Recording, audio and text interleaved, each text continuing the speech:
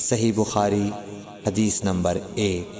حضور اکرم صلی اللہ علیہ وآلہ وسلم کا ارشاد ہے، تمام اعمال کا دار و مدار نیت پر ہے، اور ہر عمل کا نتیجہ ہر انسان کو اس کی نیت کے مطابق ہی ملے گا۔ پس جس کی ہجرت دولت دنیا حاصل کرنے کے لیے ہو یا کسی عورت سے شادی کی غرض سے ہو، پس اس کی ہجرت انہی چیزوں کے لیے ہوگی جن کے حاصل کرنے کی نیت سے اس نے ہجرت کی۔ صحیح بخاری حدیث نمبر 2۔ حضور اکرم صلی اللہ علیہ وآلہ وسلم نے فرمایا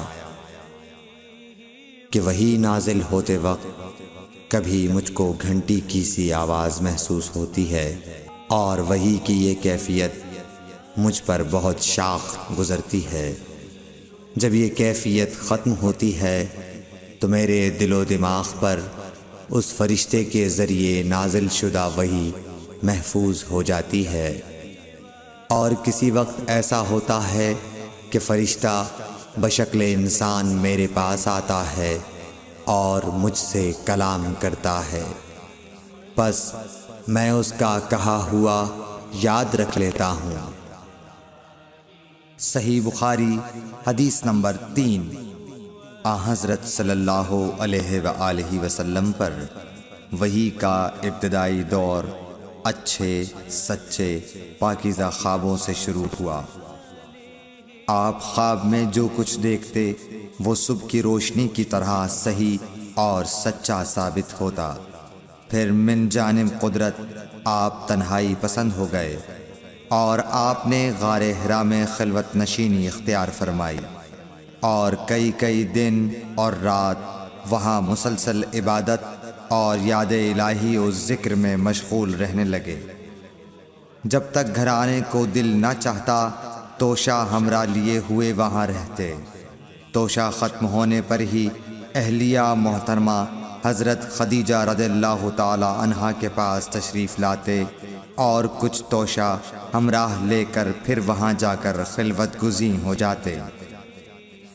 یہی طریقہ جاری رہا یہاں تک کہ آپ پر حق منکشف ہو گیا، اور آپ غار حرا ہی میں قیام پذیر تھے کہ اچانک حضرت جبرائیل علیہ السلام آپ کے پاس حاضر ہوئے اور کہنے لگے کہ اے محمد پڑھو۔ آپ فرماتے ہیں کہ میں نے کہا کہ میں پڑھنا نہیں جانتا۔ آپ صلی اللہ علیہ وسلم فرماتے ہیں کہ فرشتے نے مجھے پکڑ کر اتنے زور سے بھینچا کہ میری طاقت جواب دے گئی، پھر مجھے چھوڑ کر کہا پڑھو۔ میں نے پھر وہی جواب دیا کہ میں پڑھا ہوا نہیں ہوں۔ اس فرشتے نے مجھ کو نہایت ہی زور سے بھینچا کہ مجھ کو سخت تکلیف محسوس ہوئی، پھر اس نے کہا کہ پڑھ۔ میں نے کہا میں پڑھا ہوا نہیں ہوں۔ فرشتے نے تیسری بار مجھ کو پکڑا اور تیسری مرتبہ پھر مجھ کو بھینچا، پھر مجھے چھوڑ دیا اور کہنے لگا کہ پڑھو اپنے رب کے نام کی مدد سے جس نے پیدا کیا اور انسان کو خون کی پھٹکی سے بنایا۔ پڑھو اور آپ کا رب بہت ہی مہربانیاں کرنے والا ہے۔ پس یہی آیتیں آپ حضرت جبرائیل علیہ السلام سے سن کر اس حال میں غار حرا سے واپس ہوئے کہ آپ کا دل اس انوکھے واقعے سے کانپ رہا تھا۔ آپ حضرت خدیجہ کے ہاں تشریف لائے اور فرمایا کہ مجھے کمبل اوڑھا دو، مجھے کمبل اوڑھا دو۔ لوگوں نے آپ کو کمبل اوڑھا دیا۔ جب آپ کا ڈر جاتا رہا تو آپ نے اپنی زوجہ محترمہ حضرت خدیجہ رضی اللہ تعالی عنہا کو تفصیل کے ساتھ یہ واقعہ سنایا، اور فرمانے لگے کہ مجھ کو اب اپنی جان کا خوف ہو گیا ہے۔ آپ کی اہلیہ محترمہ حضرت خدیجہ رضی اللہ تعالی عنہا نے آپ کی ڈھارس بندھائی اور کہا کہ آپ کا خیال صحیح نہیں ہے۔ اللہ کی قسم آپ کو اللہ کبھی رسوا نہیں کرے گا۔ آپ تو اخلاق فاضلہ کے مالک ہیں، آپ تو کنبہ پرور ہیں، بے کسوں کا بوجھ اپنے سر پر رکھتے ہیں، مفلسوں کے لیے آپ کماتے ہیں، مہمان نوازی میں آپ بے مثال ہیں، اور مشکل وقت میں آپ امر حق کا ساتھ دیتے ہیں۔ ایسے اوصاف حسنہ والا انسان یوں بے وقت ذلت و خواری کی موت نہیں پا سکتا۔ پھر مزید تسلی کے لیے حضرت خدیجہ رضی اللہ تعالی عنہا آپ کو ورقہ بن نوفل کے پاس لے گئیں، جو ان کے چچا زاد بھائی تھے اور زمانہ جاہلیت میں نصرانی مذہب اختیار کر چکے تھے اور عبرانی زبان کے کاتب تھے۔ چنانچہ انجیل کو بھی حسب منشاء خداوندی عبرانی زبان میں لکھا کرتے تھے۔ انجیل سریانی زبان میں نازل ہوئی تھی، پھر اس کا ترجمہ عبرانی زبان میں ہوا۔ ورقہ اسی کو لکھتے تھے۔ وہ بہت بوڑھے ہو گئے تھے، یہاں تک کہ ان کی بینائی بھی رخصت ہو چکی تھی۔ حضرت خدیجہ رضی اللہ تعالی عنہا نے ان کے سامنے آپ کے حالات بیان کیے اور کہا کہ اے چچا زاد بھائی، اپنے بھتیجے محمد صلی اللہ علیہ وسلم کی زبانی ذرا ان کی کیفیت سن لیجئے۔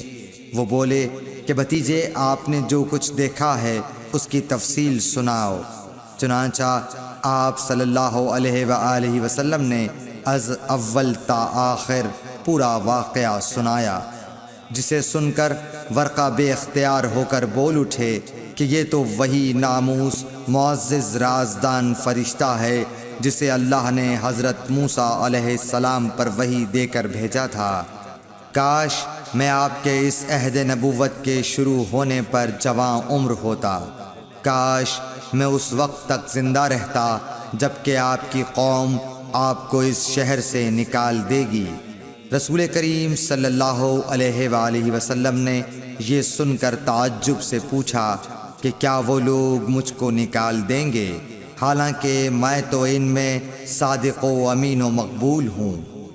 ورقہ بولا، ہاں یہ سب کچھ سچ ہے، مگر جو شخص بھی آپ کی طرح امر حق لے کر آیا لوگ اس کے دشمن ہی ہو گئے ہیں۔ اگر مجھے آپ کی نبوت کا وہ زمانہ مل جائے تو میں آپ کی پوری مدد کروں گا، مگر ورقہ کچھ دنوں کے بعد انتقال کر گئے۔ پھر کچھ عرصے تک وحی کی آمد موقوف رہی۔ صحیح بخاری حدیث نمبر 4۔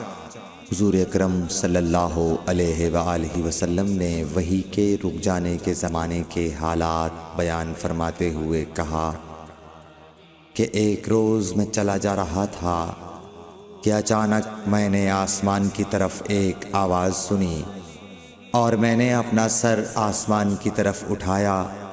کیا دیکھتا ہوں کہ وہی فرشتہ جو میرے پاس غار حرا میں آیا تھا وہ آسمان و زمین کے بیچ میں ایک کرسی پر بیٹھا ہوا ہے۔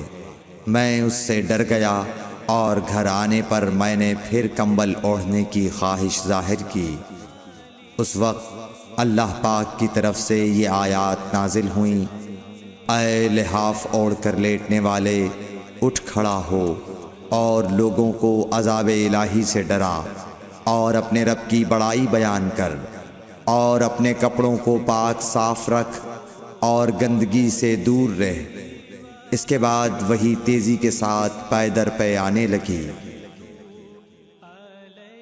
صحیح بخاری حدیث نمبر 5۔ رسول اللہ صلی اللہ علیہ وآلہ وسلم نزول قرآن کے وقت بہت سختی محسوس فرمایا کرتے تھے، اور اس کی علامتوں میں سے ایک یہ تھی کہ یاد کرنے کے لیے آپ اپنے ہونٹوں کو ہلاتے تھے۔ ابن عباس رضی اللہ تعالیٰ عنہ نے کہا، میں اپنے ہونٹوں کو ہلاتا ہوں جس طرح آپ ہلاتے تھے۔ سعید کہتے ہیں، میں بھی اپنے ہونٹ ہلاتا ہوں جس طرح ابن عباس رضی اللہ تعالیٰ عنہ کو میں نے ہلاتے دیکھا۔ پھر انہوں نے اپنے ہونٹ ہلائے۔ ابن عباس رضی اللہ تعالیٰ عنہ نے کہا، پھر یہ آیت اتری کہ اے محمد، قرآن کو جلد جلد یاد کرنے کے لیے اپنی زبان نہ ہلاؤ، اس کا جمع کر دینا اور پڑھا دینا ہمارا ذمہ ہے۔ حضرت ابن عباس رضی اللہ تعالی عنہ کہتے ہیں، یعنی قرآن آپ صلی اللہ علیہ وآلہ وسلم کے دل میں جما دینا اور پڑھا دینا ہمارے ذمے ہے۔ پھر جب ہم پڑھ چکے تو اس پڑھے ہوئے کی اتباع کرو۔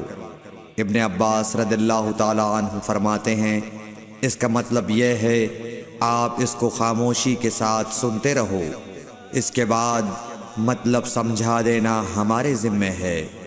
پھر یقیناً یہ ہماری ذمہ داری ہے کہ آپ اس کو پڑھو، یعنی اس کو محفوظ کر سکو۔